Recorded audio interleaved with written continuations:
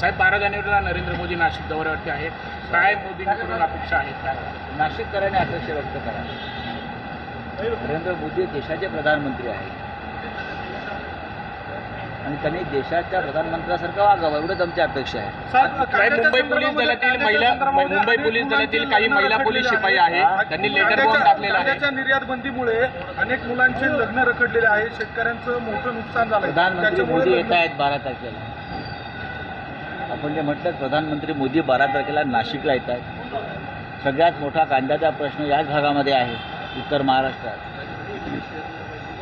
माझी अशी अपेक्षा आहे की जे अश्रू आहेत शेतकऱ्यांचे आणि हा जो प्रश्न आहे घराघरातला सामाजिक, हा मोदींपर्यंत भारतीय जनता पक्षाचे जे लोक आहेत त्यांनी पोचवावा आणि मोदींनी त्याच्यात निर्णय घ्यावा.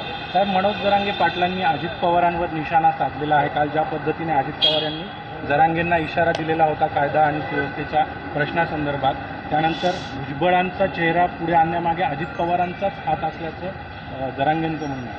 मला असं वाटतं की जरांगे आणि अजित पवार यांच्यातला जो एक संघर्ष चालू आहे त्याच्यामध्ये जरांगे उत्तरं देण्यास आणि आपली बाजू भक्कमपणे मांडण्यास समर्थ आहे. साहेब, आताच्या मुख्यमंत्र्यांना मानेच्या पट्ट्याची गरज नाही असं देवेंद्र फडणवीसांनी अप्रत्यक्षरित्या. बरोबर आहे. त्यांच्या गळ्यात जो दिल्लीचा पट्टा बांधलेला आहे सध्या, मानेचा पट्टा हा एक आजार असतो.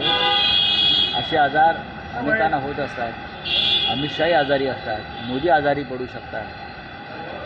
पण त्या मानेच्या पट्ट्यापेक्षा त्यांच्या गळ्यात जो दिल्लीच्या गुलामीचा पट्टा घातलेला आहे ना, तो महाराष्ट्राला वेदना देणार. या राज्याच्या मुख्यमंत्र्यांच्या गळ्यात एक पट्टा बांधला आहे आणि दिल्लीच्या पट्ट्याला खेळवत बसली आहे. साहेब, मुंबई पोलीस दलातील काही